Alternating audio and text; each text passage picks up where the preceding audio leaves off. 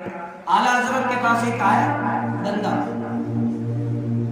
आला हजरत के पास एक शख्स आया तो उसकी जुल्फे क्या थी, या कंधों से भी नीचे लटक गई थी। तो आला हजरत तो आपको पता है शरीयत किताबें हैं, बिम्बाए शरीयत, तो शरीयत किताबें आला हजरत ने फरमाया कि ये जो तुम्हारी जुल्फे हैं वो क्या करो, काट लो, यहाँ से हटा लो, यहाँ से जुल्फों को काट लो।